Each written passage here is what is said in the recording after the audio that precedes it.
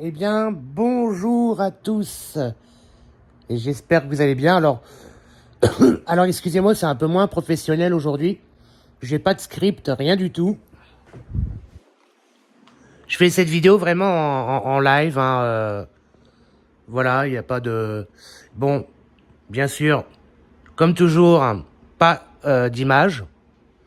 Ce qui est intéressant, c'est surtout ce que je dis, en fait. Donc, voilà. Personnellement, il n'y a rien à voir. Alors... Moi, je voulais réagir à GPT-5 parce que, honnêtement, moi, je vais vous dire une chose. On nous avait promis, on nous avait vraiment promis quelque chose de merveilleux. Que OpenAI nous avait promis que ce modèle serait beaucoup plus puissant, bien plus intelligent que les autres modèles de GPT-4. Alors, il nous avait promis, en effet, moins de flatterie. Alors oui, en effet, il y a moins de flatterie sur GPT-5. Mais ils se sont peut-être pas dit qu'il y avait des gens, eux, qui peut-être avaient besoin de se sentir soutenus. Voilà, dans leur projet. C'est toujours sympa d'être soutenu dans nos projets. Donc voilà, ça ils ne l'ont pas dit, vous voyez, déjà pour commencer. Il n'y en a peut-être pas, ils ne se sont pas dit aussi peut-être que il y avait des gens qui aimaient bien ce côté IA, mais genre imitation de sentiments humains. Voilà. Ce que GPT-5 d'ailleurs ne fait pas. Voilà. Il n'y a pas de sentiments, c'est une IA aussi plate qu'un zombie mort. Voilà, c'est tout. Ben, je suis désolé, moi c'est ce que je ressens. J'ai l'impression de parler à un zombie avec GPT-5. Il n'y a pas de sentiments, il n'y a rien. C'est plat, c'est creux. Les réponses sont très courtes, biaisées même. Le routeur fait bien son travail, ça c'est clair. Honnêtement, pour avoir du contenu merdique, c'est l'idéal. Et je ne suis pas le seul à le dire parce que le PDG d'OpenAI a donc réagi assez rapidement au bout de à peu près 48 heures en précisant bien que oui, il y avait un gros problème avec le routeur, que ils étaient sincèrement désolés. Mais GPT-5, c'est un flop en fait. Honnêtement, avant la sortie de GPT-5, pour fin août, c'était OpenAI qui menait la danse au niveau des IA. Pour fin août, même peut-être pour l'année prochaine. Je ne sais plus sur quel site on voit ça, ou sur quel... Mais maintenant, en fait, c'est Google qui est dans les futures IA les plus parfaites, on va dire. Pour le moment, en tout cas. OpenAI, honnêtement, avec GPT-5 et leur sortie, ils ont vraiment... ils se sont vraiment foutus dans la merde. Honnêtement, il y a énormément de gens qui ont été en colère, et je dis bien en colère parce que j'ai été voir, moi, beaucoup de forums, donc sur Reddit et d'autres sites. Il y a énormément de gens qui étaient vraiment très en colère du peu de performance, vraiment de la performance très médiocre, voilà, c'était le mot que je cherchais, pardon, de la préférence très médiocre de ces modèles. Que ça soit, à la limite, le seul modèle à la limite qui est à peu près correct, c'est le modèle GPT-5 Thinking, parce que celui-là, le GPT-5 avec réflexion, à la limite, il peut encore à peu près sauver les meubles, c'est-à-dire qu'il vaut un GPT-4o, quoi. Voilà. Pour moi, en tout cas, je suis désolé. Donc, déjà, c'est pas normal, quoi. Parce qu'on nous avait promis la puissance, on nous avait promis un modèle capable de mieux raisonner, un modèle capable de même mieux comprendre les prompts, un modèle capable de faire des trucs en code, mais alors du feu de Dieu, voilà. Un modèle capable de même nous aider à créer des applications du tonnerre. Voilà. Et les seuls qui ont pu avoir GPT-5 performant, d'ailleurs, c'est les influenceurs. Alors, est-ce qu'il y a une arnaque quelque part? Est-ce que les influenceurs nous ont trompés en montrant un GPT-5 qui en fait n'était pas un GPT-5? Je ne sais pas. Mais en tout cas, en attendant, eux, ils arrivaient à faire des choses, des trucs de tarés. Hein. Moi, j'ai essayé de reproduire ça. Et d'autres ont essayé, il n'y a pas que moi.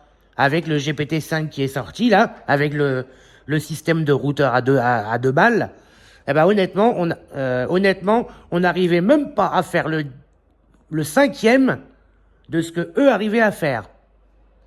Quand on lui demandait de générer certaines images précises, avec un prompt précis, il nous faisait n'importe quoi. Voilà. Moi, je lui ai parlé d'un jeu pour aveugles qui s'appelle The Vile. Hein, j'ai été vérifié. Hein. The Vile, il existe sur plusieurs sites, dont Wikipédia qui en parle. Hein. Donc, GPT, il peut aller sur Wikipédia pour vérifier ses sources. Voilà. Et, honnêtement, hein, GPT-5 hallucine moins. Bah, bien sûr que si. Hein. Il hallucine et pire. Parce que j'ai fait le même test avec GPT 4.5 pour le jeu dont je vous parle. Et bizarrement, là, en une seule fois, c'était le même prompt. Hein. En une seule fois, il l'a trouvé. Il a trouvé toutes les sources.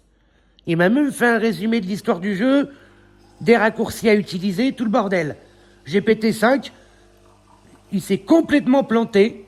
Il m'a donné un jeu qui n'était pas du tout The Vile, mais un autre jeu, jouable sur PS5, qui n'avait strictement rien à voir avec ça.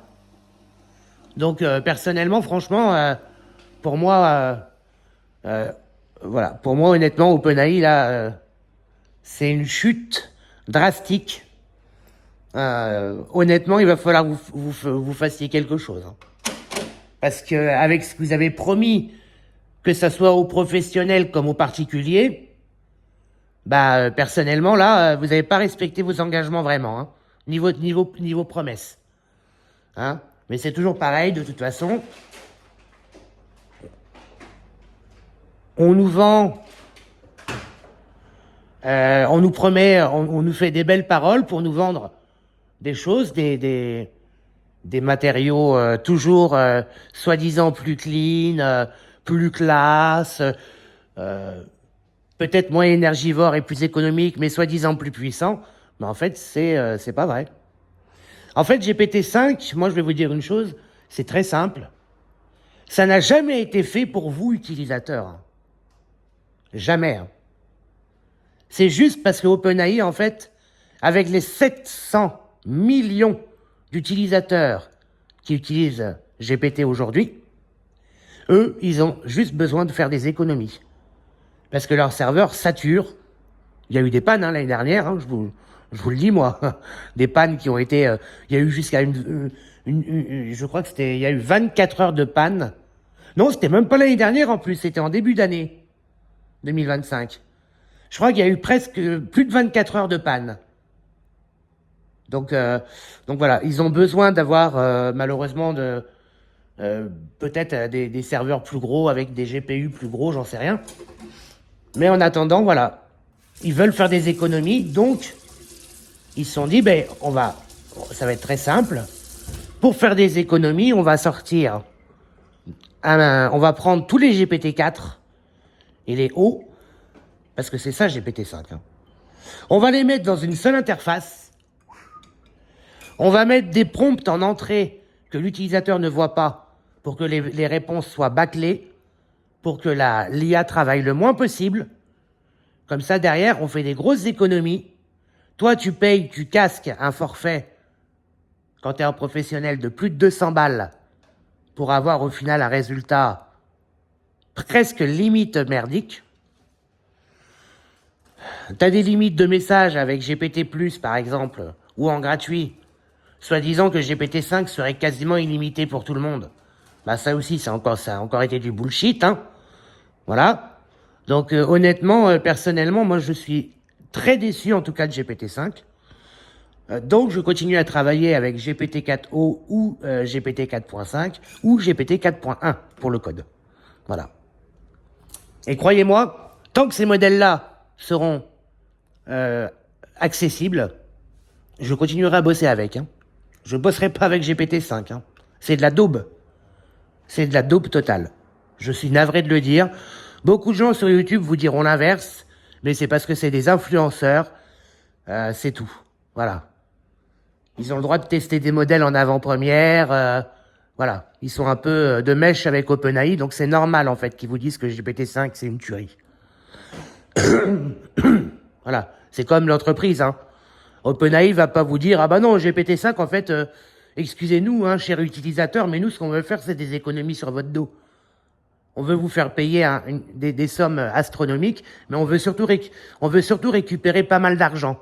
Donc, on va mettre des prompts en entrée que vous ne verrez pas pour que justement, vous ayez des réponses les plus basiques possibles, les plus rapides possibles, et voilà. Et de la rédaction de merde, des erreurs de calcul, des hallucinations en veux-tu en voilà, parce que, hein, soi-disant que GPT-5 on nous a dit que ça n'hallucinerait plus. Bah pardon, mais quand on donne un jeu pour non-voyants qu'il est listé sur plusieurs sites, dont Wikipédia, et qu'il n'arrive même pas à trouver l'info, alors qu'on lui donne même le résumé du jeu, l'histoire du jeu, bah franchement, ça donne pas envie de bosser là-dessus. Ça donne pas du tout envie de bosser avec ça. Voilà, donc au moins ça c'est clair. Je tenais à remettre les choses au clair ici. Parce qu'honnêtement, il y a beaucoup de gens qui vont vous endormir hein, avec des mensonges. Sauf que moi, j'ai toujours été quelqu'un de franc. Et que, ouais, peut-être que je serais pas ami avec OpenAI sur ce coup-là. Hein. Moi, tout ce que je peux leur dire, c'est que les anciens modèles me convenaient. Donc, heureusement qu'on peut encore y accéder. Dieu merci. Voilà. Les anciens modèles, pas de problème.